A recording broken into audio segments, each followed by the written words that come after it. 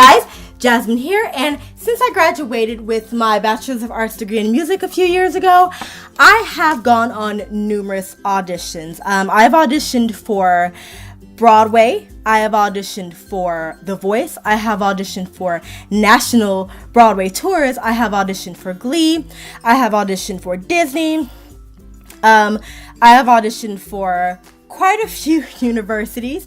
I have also auditioned for various theater productions, and so I think that makes me not an expert on auditioning, but not quite a novice either. And because I have gone on all these auditions, I have accumulated a little bit of a list of things that I like to personally have the day of my audition. And like I said, guys, this comes from auditioning numerous times and trial and error, because every day I have an audition, every single time I have an audition, there's like something that does not seem to go right. So I've sort of learned, from my past mistakes of things that didn't go right, to be as prepared as I possibly can. And so I want to share with you guys what I like to call my Audition Day Essentials. This is like a goodie bag of everything that I've got going on.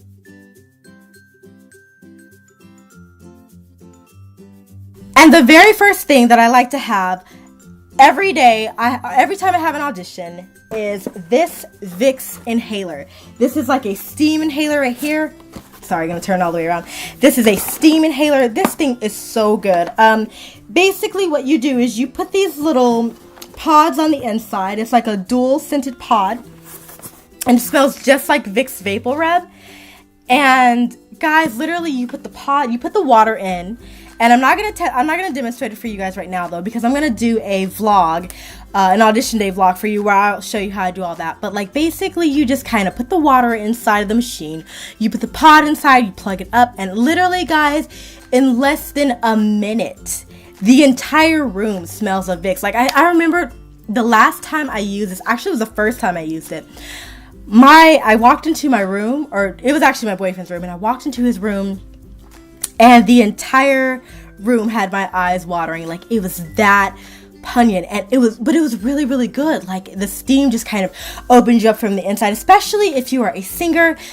I find this is really, really essential if you are a singer, because, you want all of that to be open. You want, like, your entire sinus cavity to just be like an open book, ready to...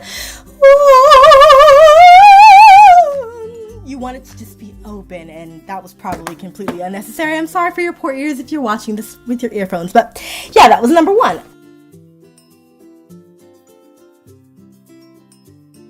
This is probably the second step that I actually take on the mornings of my auditions, and that is to have tea and honey. Now, for me, I like the organic store is always the best, I feel, for tea and honey, because they will more than likely be the ones to have peppermint tea. And the peppermint tea that I like to use is this one right here. It is the Celestial Seasonings one. This is a caffeine-free peppermint. It's very important that whatever tea you get, whether it's like vanilla, or whether it's hazelnut, or whether it's black tea, whether it's green tea, whatever tea you get, it's very important that you get something that says caffeine-free, okay? Make sure it says caffeine-free on the box. And the reason why this is really important is because caffeine has a habit of drying out the vocal cords again. And I like to sweeten it, not with sugar, but with honey. And the honey that I have right here is this organic, very raw honey. It's unfiltered, 100% unfiltered. And it's by the Mahadva company, and it says naturally sweet, which is another thing that I like, because I don't like the way that artificial sweeteners feel in my throat. Oftentimes, they can be a little bit gritty, and for some reason, I love that in sweet tea, like when you get like cold iced tea, but I don't like that so much when you're drinking warm tea and you're drinking it to coat your throat and you've got all these little granules. So make sure that if you guys, make sure that you use honey, that it's raw, that it's organic, and also that it has artificial sweetener.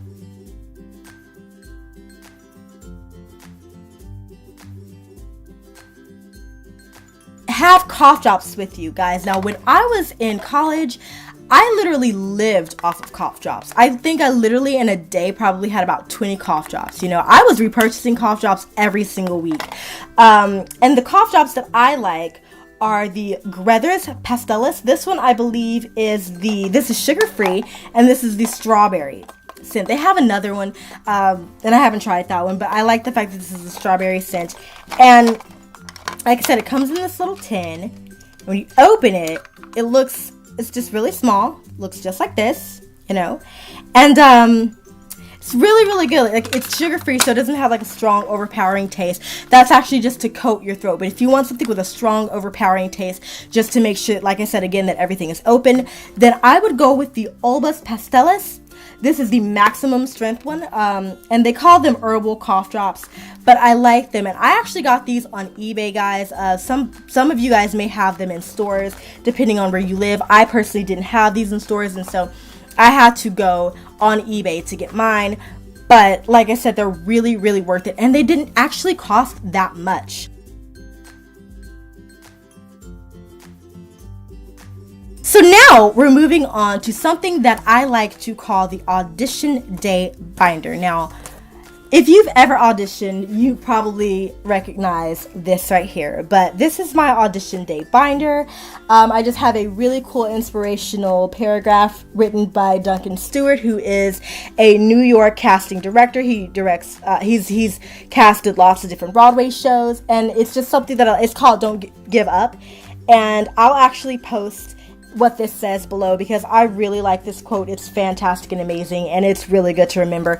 But what my personal Audition Day binder has, because I am a vocalist and my goal is to one day hopefully be Angelica Schuyler on cycle maybe 15 of Hamilton, I personally have music in mind. Okay, and these two are the actual pieces that I will be doing for my West Side Story audition in 2 weeks. But I have lots of different styles of music too. Like, I was classically trained in opera, so I believe I have an operatic piece in here. I also have lots of contemporary pieces in here as well. And I also have some pop songs in here too. So it doesn't really matter what I'm auditioning for. I think I also have like one jazz song in here. You want to make sure you have a variety of pieces in here, but also make sure that there are pieces that you've studied and there are pieces that you can do. And more importantly though, make sure that you mark your music before you leave. Mark the start and finish, because it is not the job of the accompanist to know where you're supposed to start and finish. Another thing, and this is having your headshot printed with your resume on the back like this. Okay, this is literally my headshot, my resume, and my headshot. And I have the stupidest Audition Day story for you guys about this, but I won't tell it here because it'll make this story go on forever. But basically, I also may do a video for you guys if you want to know of how to do your headshot and resume. But basically, if you are a novice and you are looking into getting into auditioning and being in plays and, just film or whatever, you want to make sure that this is cut to 8x10. Okay, that is standard, and also it is in color because that is industry standard as well.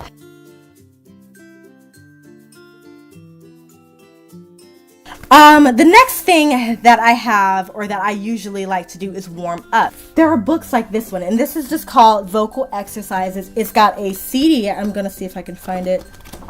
Oh, I took it out. I'm such an idiot. But it had a little CD on the inside, and it was just a whole bunch of vocal exercises that you can use, scales and different melismas and melodic runs and things like that, just to kind of get your voice to open up. I will post a link to the person that I look up when I'm trying to warm up for my auditions and just for practicing, because he is really, really, really good, and I literally swear by this guy. Your voice cannot thank you enough.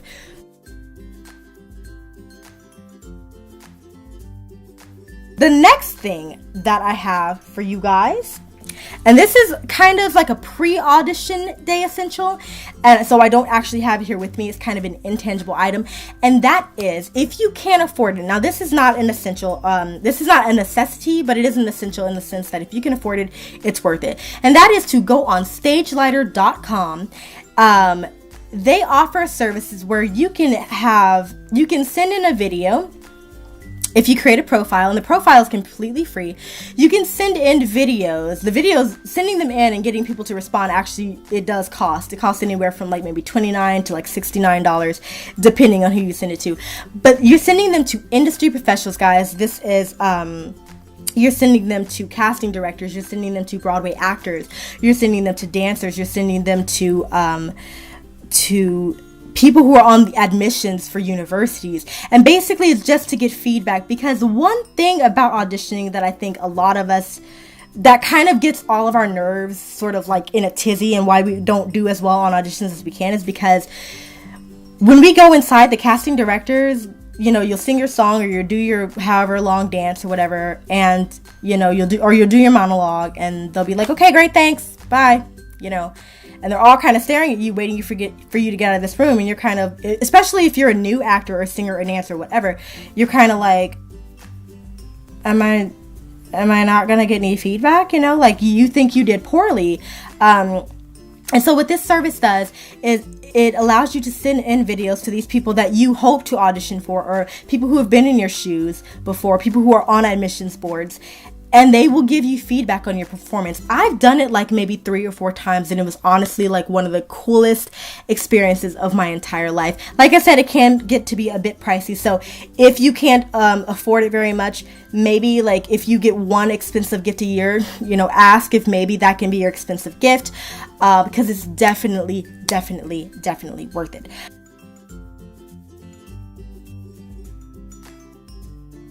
You're going to want to have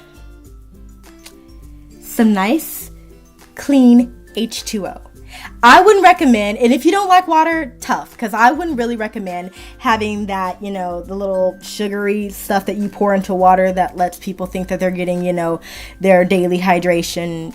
You know, I wouldn't go for that. I would literally just go for a bottle of water, or if you want to have like a jug of water, or like a canteen of water, or something like that. Just make sure that you have water, because you need to keep your vocal cords hydrated, whether you're singing or whether you're dancing, whether you're singing or whether you're doing a monologue or you're acting. And also, if you're dancing, you're going to want a bottle of water too. So I always have that in my bag, and I can go ahead and show you my bag. This is the bag that I use when I audition, and it looks just like this right here. This is a bag that I got. This is a souvenir bag that I got when I went to go see Newsies, which actually I would say is an essential, but it's not a necessity, because like, again, this could be really expensive. You may not have theater or access to theater in your town, but if you do, even if it is community theater, go see a show, guys. Like, this is the field you want to be in. You want to see how other actors move. You want to see how people move on stage. You want to be familiar with shows.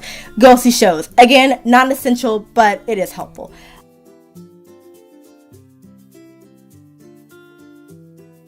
And the last thing that you want to have with you on the day of your audition is confidence.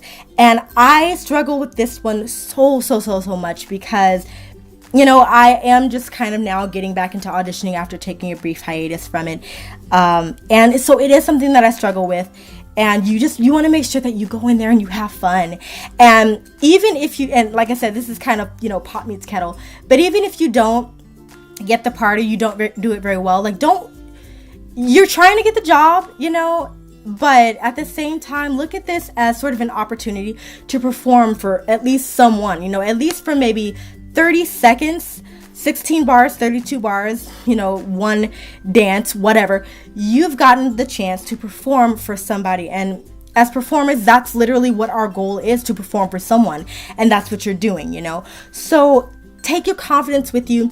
Take your smile with you. Make sure that you're prepared. Get a good night's sleep. That's always key. And just have fun, guys. More importantly, though, try to do something, try to push yourself to go a little bit further in the next audition than you did from your last audition. And yeah, my phone's ringing. Haven't talked to my boyfriend all day. And this is the end of the video anyway, so I gotta go, guys.